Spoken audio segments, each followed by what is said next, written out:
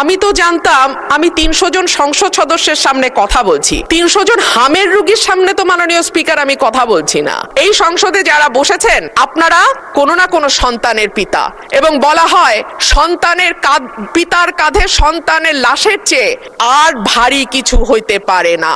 I am not sensitive. এখন এখানে sensitive হওয়ার কোনো জায়গা নাই, এটা অন্য জায়গায়। সন্তানের পিতা আমরা সবাই আল্লাহর রহমতে, কাজে আমাদের দরদ আছে। Though I am looking very young but I have got age, don't get nervous, I am fit.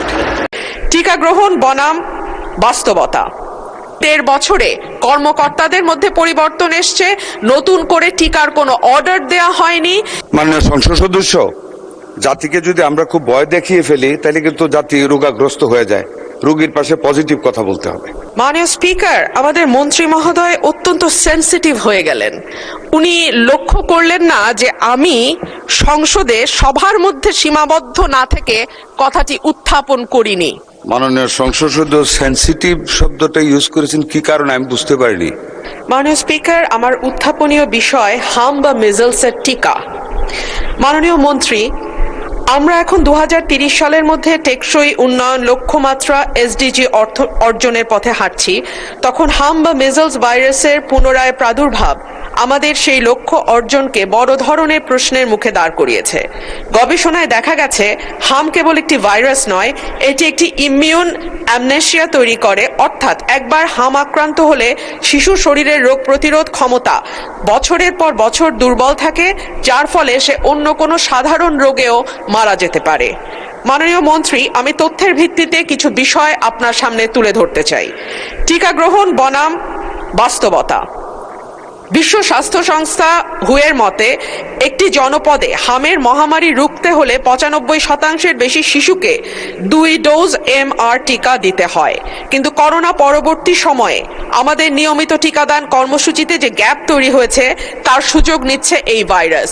শুধু তাই নয় মাননীয় স্পিকার, আমাদের এর মধ্যে একটি অন্তর্বর্তীকালীন সরকার দায়িত্ব পালন করেছে 1.5 বছর, এবং এই 1.5 বছরে কর্মকর্তাদের মধ্যে পরিবর্তন এসছে, নতুন করে টিকার কোনো অর্ডার দেয়া হয়নি, এবং আমাদের যারা স্বাস্থ্যকর্মী আছেন যারা টিকা পরিবহন করেন তারা গত 9 মাস ধরে কোনো বেতন পায়নি। দেখা গেছে আমাদের প্রায় 35টি জেলাতে 45% স্বাস্থ্যকর্মীর বা টিকাদান কর্মসূচিতে যারা যুক্ত এরকম কোনো কর্মীর নিয়োগ বা তাদের অভাব আছে। প্রায় অর্ধেক জেলাতেই আমাদের এই সংক্রান্ত স্বাস্থ্যকর্মীর অভাব আছে। সেই সবকিছু মিলিয়েই আজকে এই হামের ভয়াবহতা। আন্তর্জাতিক সতর্কতা বলছে, সম্প্রতি ইউনিসেফ এবং WHO সতর্ক করেছে বিশ্বজুড়ে হামের সংক্রমণ 79% বৃদ্ধি পেয়েছে। বাংলাদেশেও তার ঢেউ এসছে, বিশেষ করে ঢাকা এবং তার পার্শ্ববর্তী এলাকা এবং ঘনবসতিপূর্ণ শহরের বস্তিগুলো, যেখানে একটা ঘরে অনেক বেশি সংখ্যক লোক থাকে এবং একটা ঘরের সঙ্গে আরেকটা ঘরের কোনো দূরত্বই নাই। সেই জায়গাগুলো এখন হামের হটস্পটে পরিণত হয়েছে। স্বাস্থ্যমন্ত্রী মহোদয়কে আমি অনুরোধ করব যে তিনি সরাসরি মাঠ পর্যায়ের প্রকৃত চিত্র এবং টিকার মজুদ ও বিতরণের পরিসংখ্যান এই মহান সংসদে পেশ করবেন। ধন্যবাদ মাননীয় স্পিকার। মাননীয় মন্ত্রী। মাননীয় স্পিকার, আপনাকে ধন্যবাদ জানাচ্ছি মাননীয় সংসদ সদস্য রুমিন ফারহানাকে ওনার কনসার্নের জন্য। মাননীয় স্পিকার, আমাকে ওনার প্রশ্নটা যেভাবে লিখিত এসেছে এর সাথে আরো অনেক কিছু অ্যাড করেছে।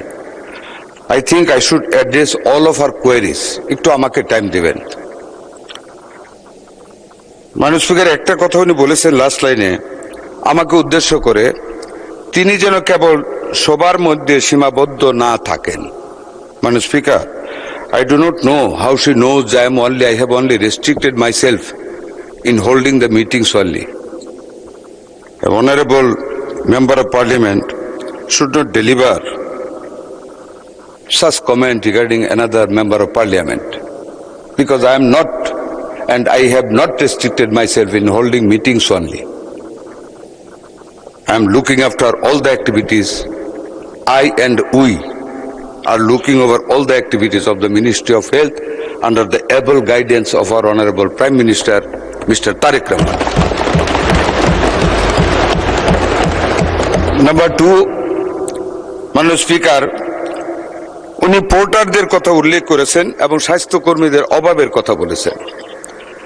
হ্যাঁ, পোর্টাররা বেতন পান না গত 9 মাস আগে থেকে। That's true. আমরা ক্ষমতা এসেছি আজকে 51 দিন চলছে। মাননীয় সংসদ সদস্য, we have already sit with the porters before we started the vaccination on 5th of April এবং we have made them happy. আজকে সকালেও আমরা সচিবালয়ে মিটিং করেছি। পোর্টারদের বেতন দেওয়া আমরা পর্যায়ক্রমে শুরু করতেছি 2-1 দিনের ভিতরে। আরেকটু দাবি আছে, যেটা অ্যাসিস্ট্যান্ট হেলথ অফিসার, ওয়ার্কার, সহকারী কর্মকর্তা এবং ইন্সপেক্টর হেলথ, অ্যাকর্ডিংলি ফ্যামিলি প্ল্যানিংয়েরও তাদের কোনো ফিনান্সিয়াল বেনিফিট না, জাস্ট ইজ্জত একটা গ্রেড উন্নীত করা, that is also under consideration. অভাব আমাদের মাঠ পর্যায়ে ভ্যাকসিনেশনের জন্য নাই। Overall worker in the health sector কম আছে। We are going to recruit 100,000 health workers in different categories under the guidance of our Honorable Prime Minister. That is for your knowledge. আরেকটা কথা বলেছেন উনি, মাননীয় স্পিকার, ঢাকা শহর তার পার্শ্ববর্তী এলাকায় হটস্পট মিজেলসের।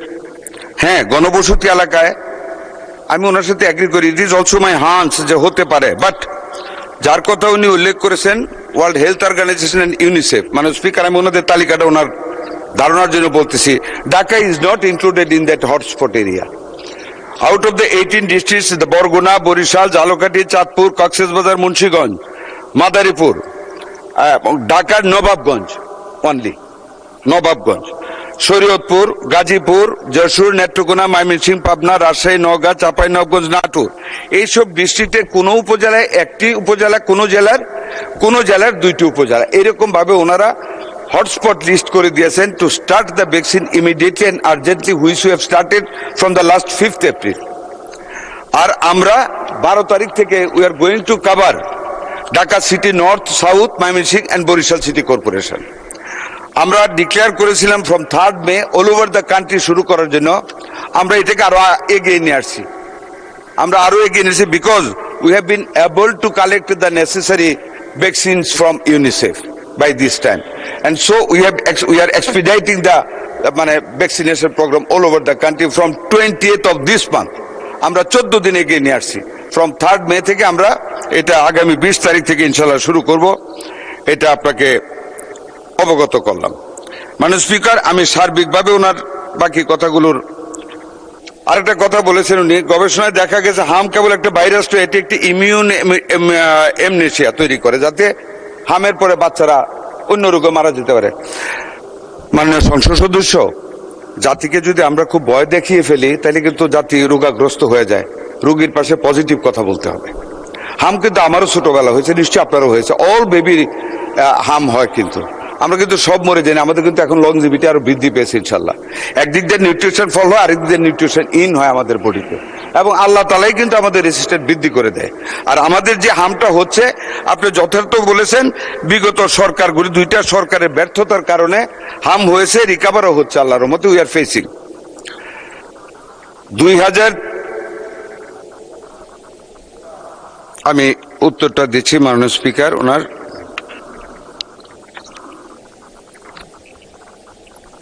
2030 সালের এসডিজি লক্ষ্যমাত্রা অর্জনে আমাদের অগ্রগতি, কোভিড পরবর্তী সময়ে নিয়মিত টিকাদানে মারাত্মক পতন এবং হামজনিত ইমিউন অ্যামনেশিয়া এর শরীরবৃত্তীয় ঝুঁকি, এসব উদ্বেগ একেবারেই যথার্থ। তবে মাননীয় প্রধানমন্ত্রী জনাব তারেক রহমানের নেতৃত্বাধীন বর্তমান সরকার স্বাস্থ্য খাতকে অগ্রাধিকার দিয়ে বিষয়টিকে সর্বোচ্চ গুরুত্ব প্রদান করেছে। মাননীয় স্পিকার, গত 5 এপ্রিল থেকে আমরা জরুরি ভিত্তিতে হামের টিকাদান কর্মসূচি শুরু করেছি। পূর্ববর্তী সরকার সময়ের ব্যর্থতার কারণে ভ্যাকসিন সরবরাহ ব্যবস্থায় ব্যাঘাত এবং অন্তর্বর্তী সরকারের সময় ক্রয় প্রক্রিয়ায় বিলম্ব এবং ব্যর্থতার কারণে সম্প্রতি ভ্যাকসিনের ঘাটতি তৈরি হয়েছিল, এটা সত্য।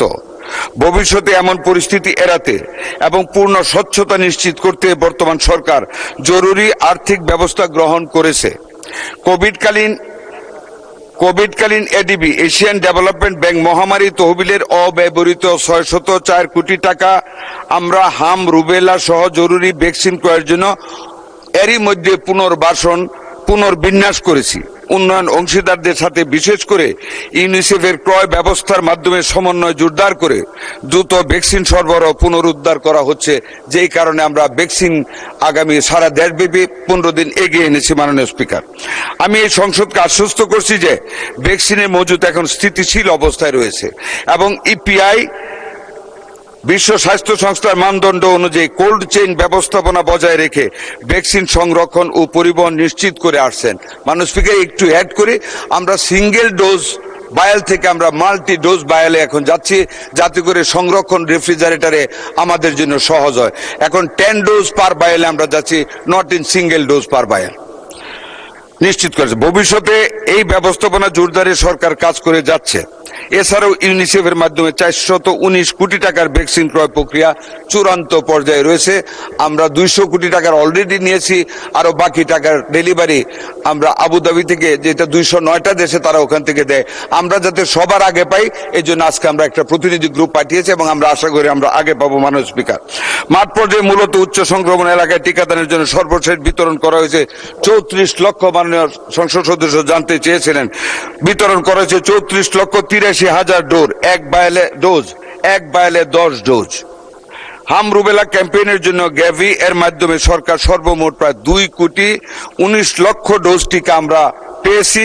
হাম সংক্রমণ নিয়ন্ত্রণের জন্য যথেষ্ট পরিমাণ টিকা আরো আমাদের আছে এবং চেইন রক্ষা করা হচ্ছে। টিকার কোনো ঘাটতি আমাদের ইনশাল্লাহ হবে না।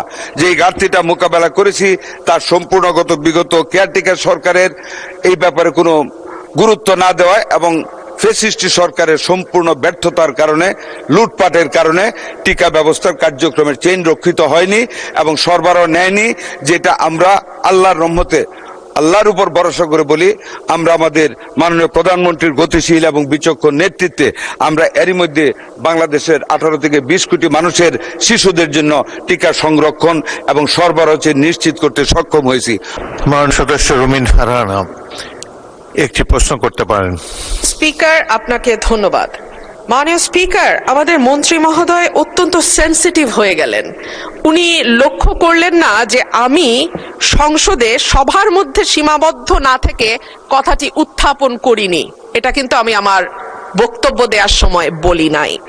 মাননীয় স্পিকার, আমাদের মাননীয় মন্ত্রী বললেন রোগীকে ভয় দেখাতে হয় না, সাহস দিতে হয়। আমি তো জানতাম আমি 300 জন সংসদ সদস্যের সামনে কথা বলছি, 300 জন হামের রোগীর সামনে তো মাননীয় স্পিকার আমি কথা বলছি না। আর সংসদে আমি যদি স্বাস্থ্যের প্রশ্নে বলতে না পারি কথা, সংসদ সদস্যরা যদি ভীত সন্ত্রস্ত হয়ে রোগাক্রান্ত হয়ে যান, তাহলে আর এই সংসদ চালাবো কেমন করে মাননীয় স্পিকার? আমি জুনিয়র সদস্য, আমার বুঝে আসে না। যাই হোক, স্বাস্থ্য অধিদপ্তর জানিয়েছে সর্বশেষ 20 দিন 15ই মার্চ থেকে 4 এপ্রিল 98 জন শিশু সন্দেহজনক হামে মারা গেছে আর নিশ্চিত মৃত্যু হয়েছে 16 জন। সর্বশেষ 24 ঘন্টায় সন্দেহজনক হামে মারা গেছে 4 জন, নিশ্চিত হামে 2 জনের মৃত্যু হয়েছে। তবে গত 2 সপ্তাহে প্রথম আলো দেশের বিভিন্ন হাসপাতাল কর্তৃপক্ষের সঙ্গে যোগাযোগ করে হামে মৃত্যুর সংখ্যা 61 বলে জানিয়েছে। দেশে হামে মৃত্যু হার ছিল 10 লাখে 1% আর এখন তা বেড়ে হয়েছে 16.8%। আরো পরিসংখ্যান দিতে পারে মাননীয় স্পিকার, কিন্তু আমি পরিসংখ্যান দেব না। আমি একটা কথা বলি, এই সংসদে যারা বসেছেন আপনারা কোনো না কোনো সন্তানের পিতা, এবং বলা হয় সন্তানের পিতার কাঁধে সন্তানের লাশের চেয়ে আর ভারী কিছু হইতে পারে না। এই যে আমরা যে পরিসংখ্যানগুলো দিচ্ছি মাননীয় স্পিকার, এই শিশুগুলো কোনো না কোনো পিতার কাঁধে কবরে গেছে। সুতরাং এটাকে কেবল পরিসংখ্যান হিসেবে না দেখে একটা মায়ের কান্না, একটা পিতার আর্তনাদ, একটা পরিবারের ধস এবং চিরজীবনের জন্য একটা পরিবারে যে শোক নেমে আসে, সেটার দিকে আমরা একটু তাকাই। মাননীয় স্পিকার, আমি মাননীয় মন্ত্রীর কাছে প্রশ্ন রাখছি। প্রথম আলোর খবর জানাচ্ছে শুধু হাম নয়, 10 রোগের টিকার সংকট দেখা দিয়েছে দেশে। ইপিআই এর কেন্দ্রীয় গুদামে BCG, penta, BOPV, PCV, MR, TV এই 6 টিকার মজুদ শূন্য। আইপিডি ও টিসিভি টিকার যে মজুদ আছে সেটা দিয়ে চলবে আগামী জুন পর্যন্ত। এরপরে কি হবে সেটা যদি মাননীয় মন্ত্রী আমাদের জানান তাহলে সুবিধা হয়। ধন্যবাদ মাননীয় স্পিকার।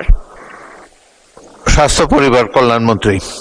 মাননীয় স্পিকার, আপনাকে ধন্যবাদ। মাননীয় স্পিকার, মাননীয় সংসদ সদস্য সেন্সিটিভ শব্দটা ইউজ করেছেন কি কারণে আমি বুঝতে পারিনি। আমি তো ওনার প্রতিটা কথার জবাব দিয়েছি ওনাকে ইজ্জত করার স্বার্থে। আই হ্যাভ নট অ্যাভয়েডেড হার। এখানে সেন্সিটিভ কি হলো দেওয়া সঠিক হয় নাই বা জবাব দেওয়া উচিত হয় নাই। যাক, উনি যেমন বুঝছেন তেমনই বলছেন আই এম নট সেন্সিটিভ। এখন এখানে সেন্সিটিভ হওয়ার কোনো জায়গা নাই, এটা অন্য জায়গায়, এটা এখানে না। আর সন্তানের পিতা আমরা সবাই আল্লাহর রহমতে, কাজে আমাদের দরদ আছে। সন্তান মারা গেলে পিতার কাঁধে যে এটার ভার কত বেশি এটাও কিন্তু জানি। এই মিজেলসে মাননীয় সংসদ সদস্য, আমি কিন্তু একজন এজেড মানুষ। Though I am looking very young but I have got age. Don't get nervous, I am fit. মাননীয় স্পিকার, আমি মিজেলসের ওয়ার্ড কিন্তু ভিজিট করেছি despite of my health risk, এবং I cried in Mohakali Infectious Disease Hospital after the first death of a child due to the lack of intensive care unit at that infectious disease clinic. I cried, but I think you have not visited a ward of measles patients. কাজে আমি কিন্তু বুঝি সন্তান, আমার সন্তানেরা হাম হয়েছিল। I have that agony. সুতরাং এটা বলেন না দয়া করে। আরেকটা জিনিস আপনাকে বলি, পরিসংখ্যান বিষয়ে একটু দয়া করে ক্রস চেক করবেন। শুধু একটা পত্রিকায় উঠলে এটা আপনি আনছেন, আপনার কোনো দোষ না। I am not blaming you মাননীয় সংসদ সদস্য, বাট একটু ক্রস চেক করেন। এই গভর্নমেন্ট আমরা কিন্তু we are committed to the welfare of the people. We are committed to do something under the leadership of able leadership of mister Tarek Rahman, the honourable prime minister. কাজে একটু cross check করিয়েন যে এই জিনিসটা আপনি দিয়েছেন মৃত্যুর ঘটনায়। আপনার মুখেই কিন্তু একটু কন্ট্রাডিক্টরি বলেছেন। একখানে 98টা মৃত্যুর কথা বলেছেন, আবার নিশ্চিত মৃত্যুর কথা বলেছেন। নিশ্চিত ওয়ার্ডটা এবার ইউজ করা হয়েছে regarding the death only due to the measles attack, যেটা ওয়ার্ল্ড হেলথ অর্গানাইজেশন তারা যেটা নিশ্চিত করেছে। আমাদের 41 জন রোগী আমাদের এই পর্যন্ত ওয়ার্ল্ড হেলথ অর্গানাইজেশনের এবং ইউনিসেফের যৌথ সমীক্ষায় ডিউ টু মিজেলস মারা গেছে মাননীয় সংসদ সদস্য। আর আপনি যেটা বলেছেন যে সংসদে বলা, আমি কিন্তু আপনাকে সংসদে বলতে নিষেধ করিনি মাননীয় সংসদ সদস্য। মাননীয় স্পিকার, আমি ওনাকে বলেছি যে হাম হইলেই ভবিষ্যতে আমাদের সব শিশু ধ্বংস হয়ে যাবে। করোনার পরেও বলা হয়েছিল যারা করোনার ভ্যাকসিন নিচ্ছে সকল মানুষ, কেউ পঙ্গু হয়ে যাবে, কেউ কিডনি ফেল হয়ে যাবে।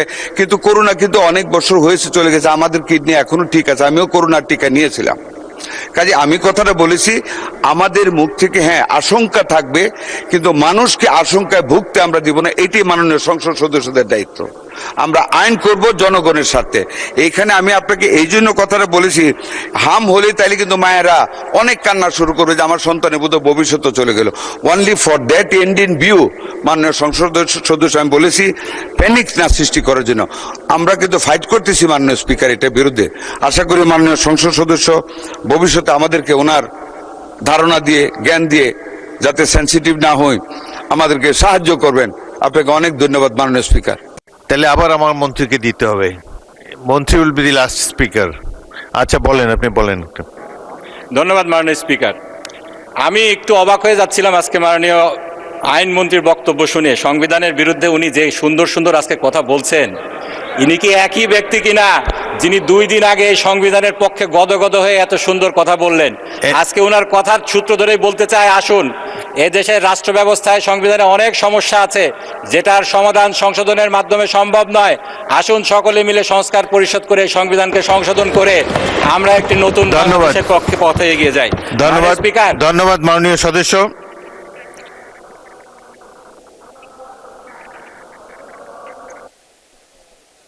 মাননীয় সদস্য, এইভাবে পার্লামেন্টে পাল্টাপাল্টি বক্তব্য হয় না। আপনি বলেছেন অনেক সময় দিয়েছি, মাননীয় মন্ত্রী জবাব দিয়েছেন, দ্যাট শুড বি এনাফ। এখন আমি প্রশ্নটি ভোটে দিচ্ছি। মাননীয় সদস্যবৃন্দ, সংসদের সামনে প্রশ্ন হচ্ছে, আইনমন্ত্রী মোহাম্মদ আসাদুজ্জামান কর্তৃক সংসদে উত্থাপিত আকারে সুপ্রিম কোর্ট সচিবালয় রোহিতকরণ বিল 2026 অবিলম্বে বিবেচনার জন্য গ্রহণ করা হোক। যারা এই প্রস্তাবের পক্ষে আছেন তারা হ্যাঁ বলুন। যারা এই প্রস্তাবের বিপক্ষে আছেন তারা না বলুন। আমার মনে হয় হ্যাঁ জয়যুক্ত হয়েছে, হ্যাঁ জয়যুক্ত হয়েছে, হ্যাঁ জয়যুক্ত হয়েছে। অতএব সংসদে উত্থাপিত আকারে সুপ্রিম কোর্ট সচিবালয় বিল 2000 রোহিতকরণ বিল 2026 অবিলম্বে বিবেচনার জন্য গৃহীত হলো। মাননীয় সদস্যবৃন্দ, বিলটির উপর দফাওয়ারি কোনো সংশোধনী নেই। আমি এখন বিলের দফাটি সংসদের সামনে পেশ করছি। সংসদের সামনে প্রশ্ন হলো বিলের দফা 2 বিলের অংশ হিসাবে গ্রহণ করা হোক। যারা এই প্রস্তাবের পক্ষে আছেন তারা হ্যাঁ বলুন। যারা এই প্রস্তাবের বিপক্ষে আছেন তারা না বলুন। আমার মনে হয় হ্যাঁ জয়যুক্ত হয়েছে, হ্যাঁ জয়যুক্ত হয়েছে, হ্যাঁ জয়যুক্ত হয়েছে। অতএব বিলের দফা 2 এই বিলের অংশ হিসাবে গৃহীত হলো। বিলের 1 দফা বলবৎকরণ দফা, প্রস্তাবনা, প্রবর্তন এবং শিরোনামা এই বিলের অংশ হিসাবে গ্রহণ করা হোক। যারা এই প্রস্তাবের পক্ষে আছেন তারা হ্যাঁ বলুন। যারা এই প্রস্তাবের বিপক্ষে আছেন তারা না বলুন। আমার মনে হয় হ্যাঁ জয়যুক্ত হয়েছে, হ্যাঁ জয়যুক্ত হয়েছে, হ্যাঁ জয়যুক্ত হয়েছে। অতএব বিলের 1 দফা বলবৎকরণ দফা, প্রস্তাবনা, প্রবর্তন এবং শিরোনামা এই বিলের অংশ হিসাবে গৃহীত হলো। মাননীয় আইন, বিচার ও সংসদ বিষয়ক মন্ত্রী মোহাম্মদ আসাদুজ্জামান, আপনি বিলটি পাশ করার প্রস্তাব উত্থাপন করতে পারেন। মাননীয় স্পিকার, আপনাকে ধন্যবাদ। মাননীয় স্পিকার, আমি মোহাম্মদ আসাদুজ্জামান, আইন, বিচার ও সংসদ বিষয়ক মন্ত্রী, সুপ্রিম কোর্ট সচিবালয় অধ্যাদেশ 2025 ও সুপ্রিম কোর্ট সচিবালয় সংশোধন 2026 রহিতকরণ কল্পে আনীত বিলটি, যা সুপ্রিম কোর্ট সচিবালয় রহিতকরণ বিল 2026 নামে অভিহিত হয়, অবিলম্বে বিবেচনার জন্য অবিলম্বে পাশ করার জন্য এই সংসদে উপস্থাপন করছি। এতে পাশ করা হোক। সংসদের সামনে প্রশ্ন হচ্ছে সংসদে উত্থাপিত আকারে সুপ্রিম কোর্ট সচিবালয় রোহিতকরণ বিল 2026 পাশ করা হোক। যারা এই প্রস্তাবের পক্ষে আছেন তারা হ্যাঁ বলুন। যারা এই প্রস্তাবের বিপক্ষে আছেন তারা না বলুন। আমার মনে হয় হ্যাঁ জয়যুক্ত হয়েছে, হ্যাঁ জয়যুক্ত হয়েছে, হ্যাঁ জয়যুক্ত হয়েছে। অতএব সংসদে উত্থাপিত আকারে সুপ্রিম কোর্ট সচিবালয় রহিতকরণ বিল 2026 পাশ হলো।